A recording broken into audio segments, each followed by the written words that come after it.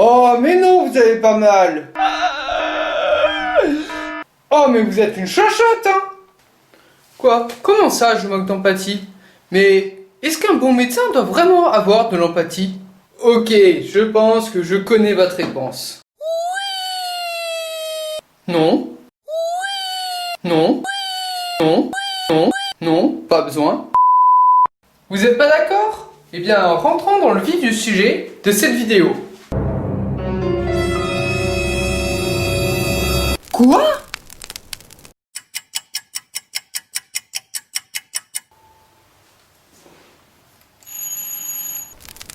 Mais de quoi tu parles? Déjà bonjour, et viens, rentre, on va en discuter. Par contre, tu peux fermer la porte? Attention, les doigts!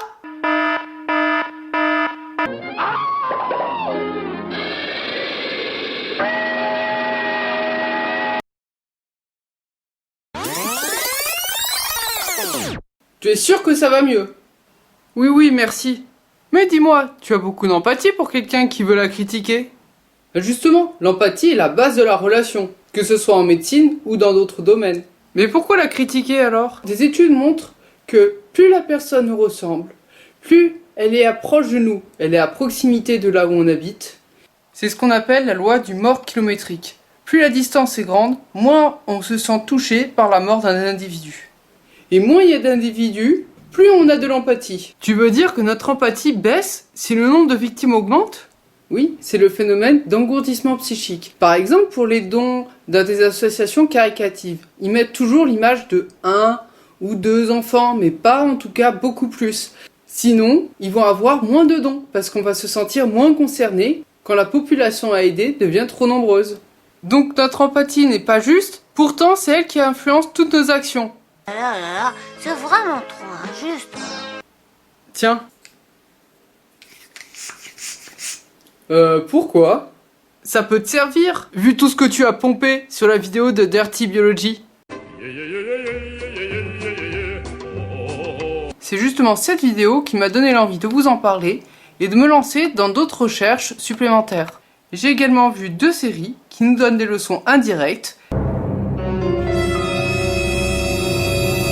et que j'avais aussi envie de vous partager. Comme quoi, Netflix, parfois on apprend des trucs, hein. Bon, la première c'est Good Doctor. Ok, elle est pas sur Netflix, mais en tout cas, Sean, du coup, un autiste dans cette série, a envie de faire des IRM à chaque fois qu'il a un moindre doute. Vas-y, développe. Pour une pathologie, quelque chose. En tout cas, il veut, dès qu'il a un doute, vérifier par des examens complémentaires.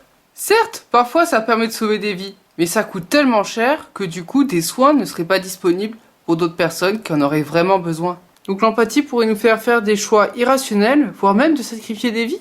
Eh oui. Et concernant la deuxième série, Sense8, j'adore ton accent anglais.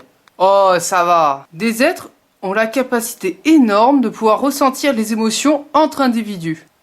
Ils sont comme connectés et ça leur donne des super pouvoirs. Ils s'échangent leurs capacités. Bon après, je vais pas spoiler la série.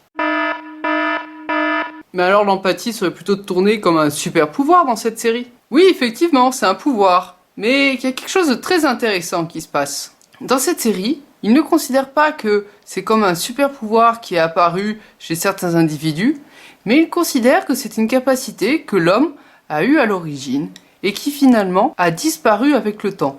Pourquoi ces êtres super sensibles seraient disparus? Eh bien, l'émergence de personnes non sensitives, donc non avec beaucoup plus d'empathie que la normale, eh bien ces gens-là auraient pu dominer ceux qui avaient cette empathie extrême.